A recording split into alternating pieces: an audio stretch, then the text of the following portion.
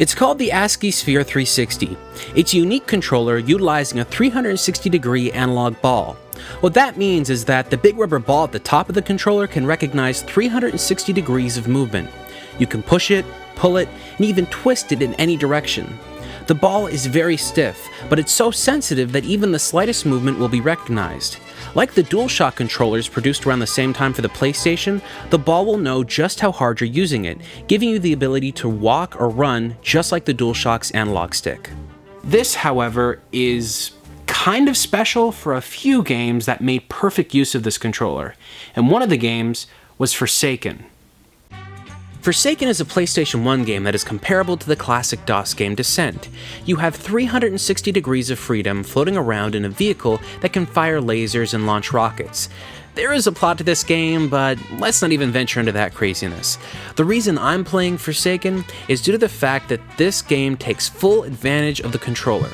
Movement in your vehicle is totally controlled with the ball, giving you a sense of mobility that isn't comparable to any other controller that I know of. Joysticks and analog sticks usually give you control over direction in a game or sometimes the speed of a character or vehicle, but this controller does both at the same time. There will be movement that this one ball alone can complete that nothing else can even dare come close to. And on top of that, the controller also has the ability to switch between control schemes for non-supported games. For instance, you can use this exact same controller with Grand Theft Auto 2. It will generate a simplified analog-like control that simulates small presses on the directional pad.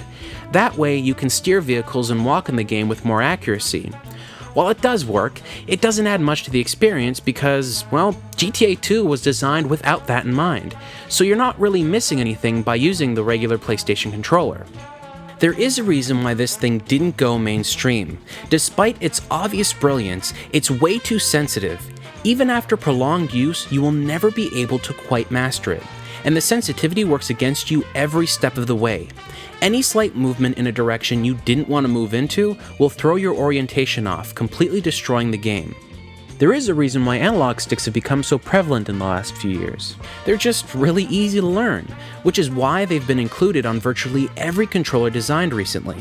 While this controller offers something really cool, it would definitely have seasoned gaming veterans like myself irritated and lost in a matter of minutes. So the controller is kind of crap. I mean, we can talk about it all day and try and make it seem like it's this really awesome controller, but it's not. The controller is just not that worthwhile. There are other games that utilize it, like Duke Nukem Time to Kill, but if you're gonna play this game, I recommend you use a DualShock, because it has vibration, and it's just better. Now, while there are other games that utilize it, I can't imagine they're any better than what Forsaken offers. Forsaken at least offers you that 360-degree movement that this controller should easily be performing. But because of the sensitivity issues and, well, the poor control scheme altogether, and the fact that Forsaken really isn't that good of a game, there really isn't much reason to own this thing. Now, with that being said, if you're a nut for PlayStation hardware, this might be cool. It does offer a different kind of control scheme that you're probably not going to find on any other platform. And while I do know that they did release one of these devices for the PC, I have no idea what games were ever made to utilize it, if in fact it was utilized for games at all. Anyway, that's the Sphere 360. Don't buy one, but try it if you can.